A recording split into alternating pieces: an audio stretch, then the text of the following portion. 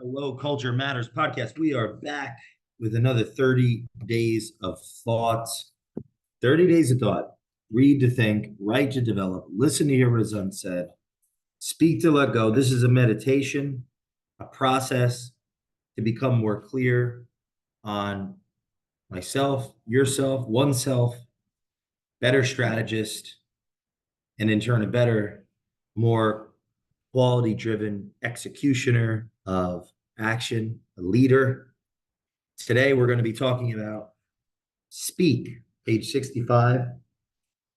Here it is. And then I'll share my thoughts after some time has passed and see where I've grown and where I've stagnated. 30 days of thought. Here it is. Speak. It all starts from your gut. This immense power festers from within. And as your body begins to decompress, this somewhat squeamish yet necessary feeling arises. What feels like fire begins to bubble up inside, waiting for the oratory to begin. And as time passes, the moments just before you speak stand still. The crowd stares back, waiting to be pleased, caring for their own salvation. And you think to yourself, is this what it means to be a speaker? You pause, reflect, and then continue onward unaffected. There is a calming feeling that comes over you with an understanding you will do well, and that this is, in fact, your purpose. You will open the minds in your audience and put the beats back into their hearts, fulfilling everything you stand for. Your speech will make others feel more aware than the minute before you started, and the dead silence before and during feels like your truth is becoming one with your audience. The truth lives on in your word. If only the act itself was easy, a task of courage with every voice inside your head muffled, yet your story clearer than ever. You have practiced and you have done your due diligence for your message to be clear. And regardless of your timing, it will be clear. The words you choose, along with the words you feel, will spread through the minds of those who are forming an agreement with for the first time, who you are forming an agreement with for the first time. You will save a lot of souls because of your courage to learn, think, grow, and share. Your idea, raw and pure, is a revelation to the masses.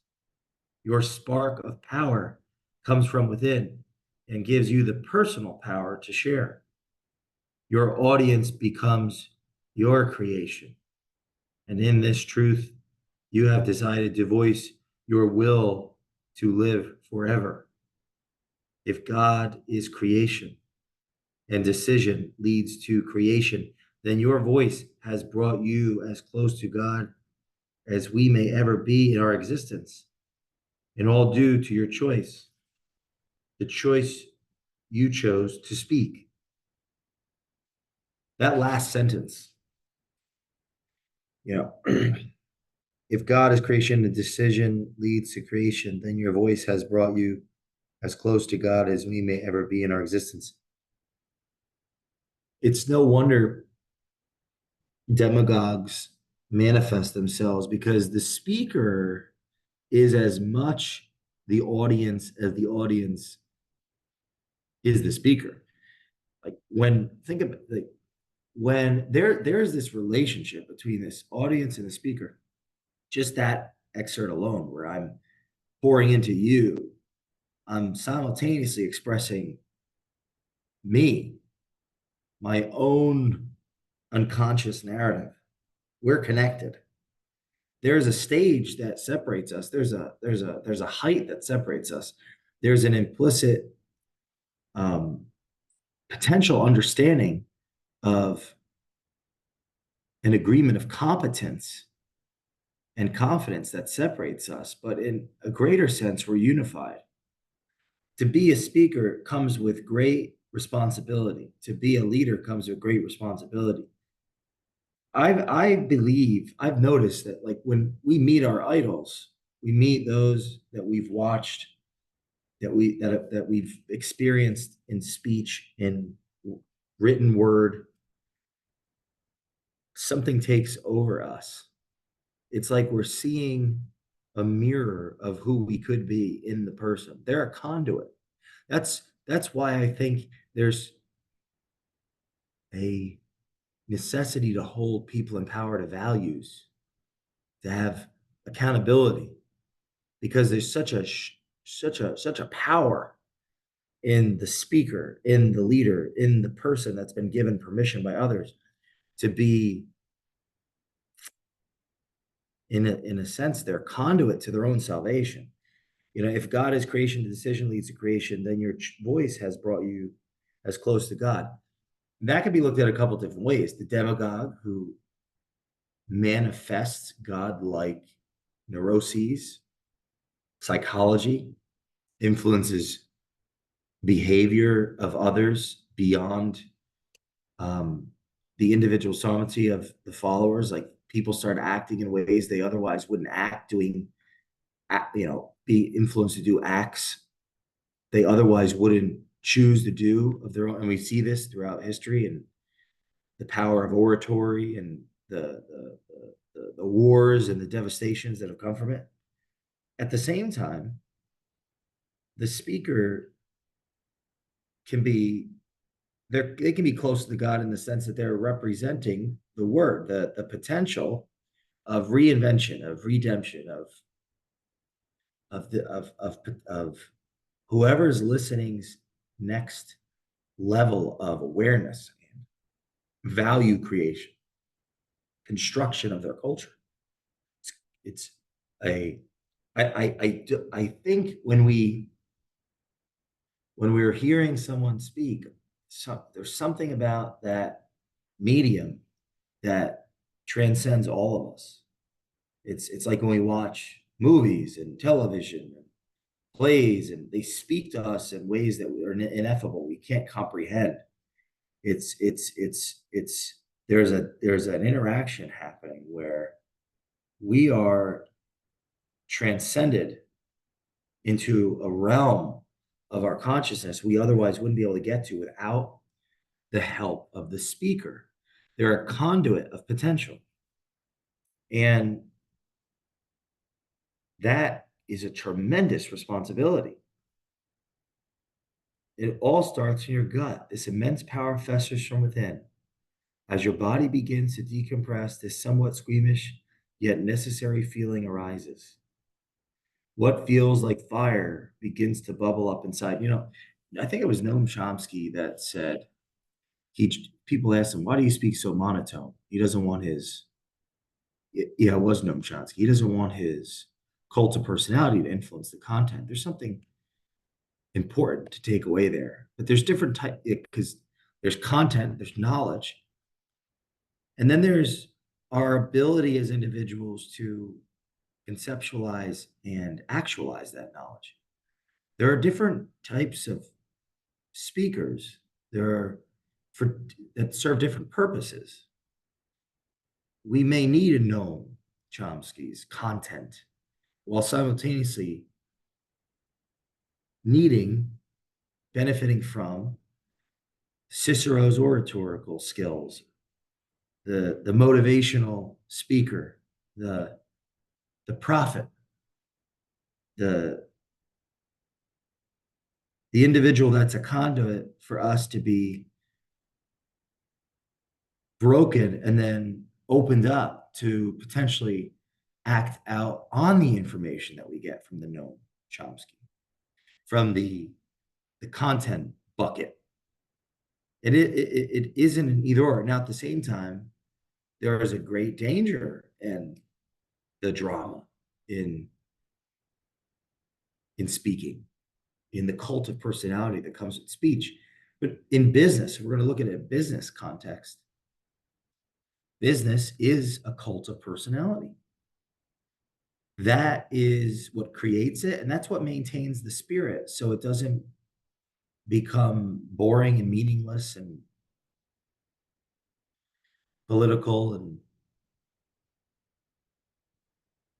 alienating and siloed. Come on, we all know a startup spirit that's exciting and enthusiastic is more fun, more meaningful than the giant corporation where you fear and simultaneously feel compelled to be loyal to. And it's the larger institutions that maintain and grow a spirit of autonomy and thought, access and transparency and so on, and growth that dominate, that continue to dominate over time.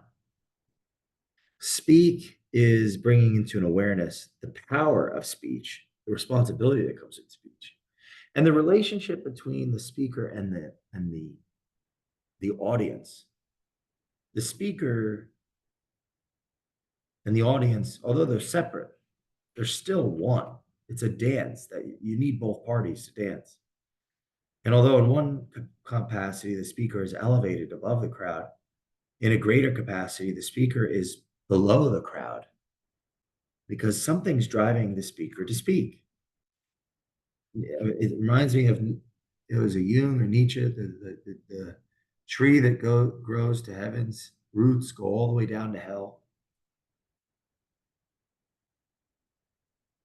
I wonder, I've been working on a monologue that I've since stopped, which is a big mistake. I'm just realizing right now because I want to use this monologue to both inspire and help buckle down some points on leadership as I continue to speak publicly or start up again and continue. And that's something I'll do. I'll internalize a monologue so I can incorporate it in a talk where I'm attempting to teach a lesson, create instill an emotion to start a conversation. It's like this, the speech is the beginning of a conversation with those that select to continue that conversation with the teacher, which is the speaker, if they so choose to, right? If the student is ready, the master will appear.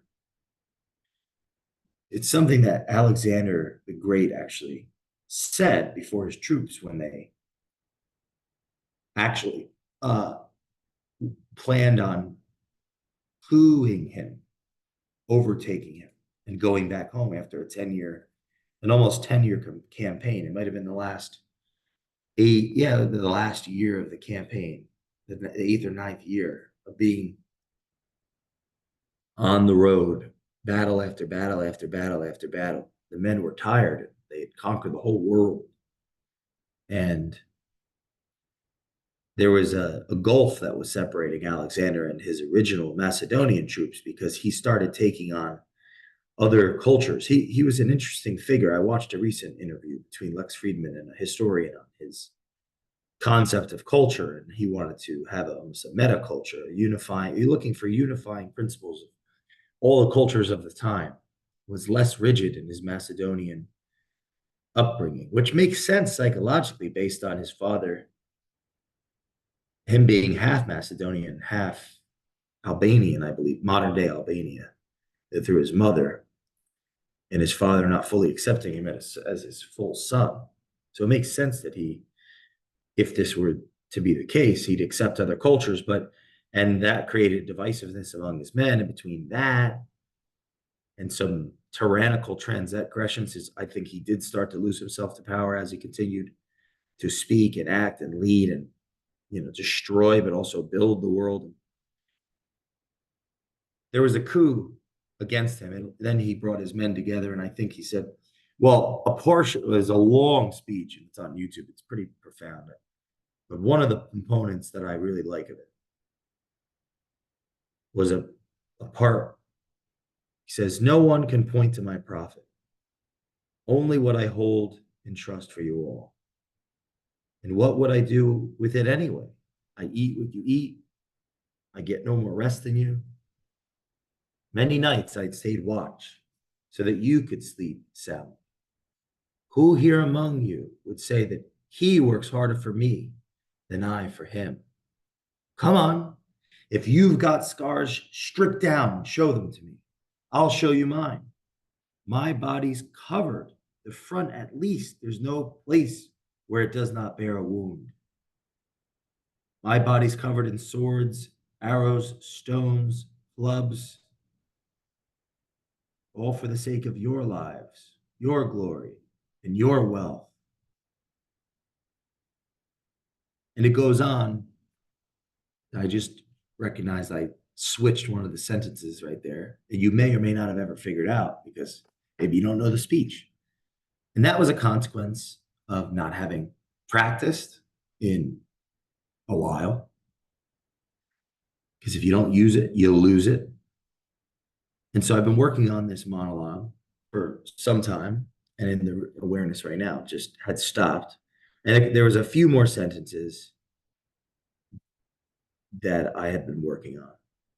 And sometimes the value of bringing in someone else's word, quoting someone else, and really embodying it into our persona can help create the drama around an idea that we're looking to get across to an audience.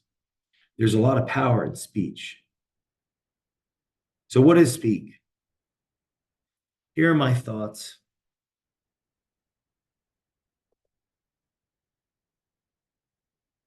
Speaking is a test. It's a test because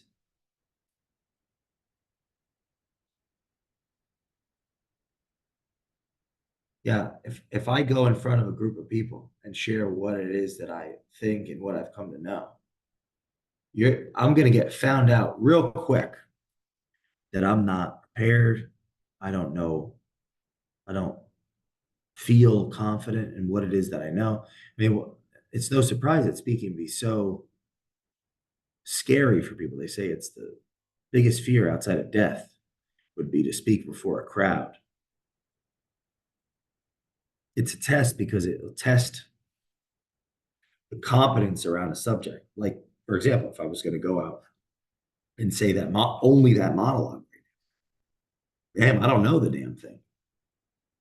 So that would create uncertainty and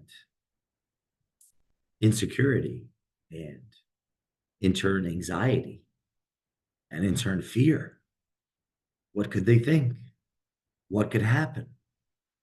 Then, and then all of a sudden now I'm sweating. And now I've got to rationalize. Maybe I'm, anybody could relate this in any context, make excuse for why I can't do it. And now I'm letting people down. Whether this is sales or it's an important meeting or speech, being prepared and competent is going to help us test better. Speaking is a test of character and how we burden the fruit of it, and it's a test of content. And do we actually know the content? Oh, I just remember that other sentence. I've conquered land, rivers, mountains, and the plains. That was the sentence after. All for the sake of your lives, your glory, your wealth. So speaking is a cross. There's a burden. Because the speaker is simultaneously being judged by the audience fully. The power that goes to the speaker could just as well invert, and tomatoes and rocks are being thrown at them. It could become their crucifixion right there, their witch trial, their burning at the stake. Speaking is a brokering in a relationship between audience and speaker. Yeah, there's this dance, there's this connection. The speaker is a conduit of thought, of energy, of action, of emotion, of potential. And the audience is a reflection of the speaker because the speaker is the audience simultaneously. We want to avoid that bully victim dichotomy, the victim of the crowd looking for truth and the resentment, all the lower resolution emotions that could actually be driving that speaker to speak. In another context, they're the victim. So in this context, They're the victor. And now they're feeding on the resentment of the people because they're stuck in their own resentment cycle. So that's where the Chomsky content versus personality cult comes in. The stage can swallow up the speech. I mean, this was happening to me, and I had to take a step back and work on myself before I could speak again without doing damage. It can separate the speaker from the audience. Yes, it does separate the speaker from the audience implicitly. We're going to assume this person is on stage for a reason, maybe give them more credit than they deserve. It can connect both audience and speaker. And ultimately, audience and speaker is connected to the greater unknown. No one can point to my profit, only what I hold in trust for you all. Then what would I do with it anyway? I eat what you eat. I get no more rest than you. Many nights I stayed watch so that you could sleep soundly. Who here among us would say that he works harder for me than I do for him? Come on, if you've got scars, strip down and show them to me. I'll show you mine. There's not one part of my body, the front at least, that does not bear a wound. My body's covered in every weapon you can think of: stones, arrows, swords, clubs, all for the sake of your lives, your glory, your wealth. That was it. That was it. The first time I said it, there were some things wrong. And now I didn't remember, I don't even, is that memory? It's like habituation, because the process to actually get that, just that tiny little minute down, took hours of breaking each statement and stanzas and repeating them, internalizing them. Yeah, it's going to take months to get the whole 7-minute monologue down. And what will be the utility of it? If I can incorporate that in a lesson about, I mean, if you really pay attention to what he's saying, because there's some complimentary, there's really valuable insights in Alexander's, some of his leadership, which, for example, just leading from the front. My body's covered in stones, arrows, swords, clubs. I mean, he was leading from the front. He was working in the trenches. He was simultaneously working in the trenches with his team and working on strategy and getting better for the greater vision. He was totally invested. Because he was invested, less people died. They conquered more. You know, how about a company where you have more success, your families are better off, there's more meaning, there's less casualties, so there's less layoffs. Like, there's a lot of strength. There's so much at the end. I love Alexander the Great Kingfeld dichotomy in the story, because when we talk about the other side of it, the tyranny, the alienation, the silos, the value breakdown, the megalomania, it helps understand the corruption that comes with that can come with building a company. So keep listening. As I do these, I'm sure I'll talk more about Alexander, but keep reading to think, writing to develop, listening to hear what is unsaid. And I will see you next time on the Culture Matters podcast. Leave us a review on the Culture Matters podcast.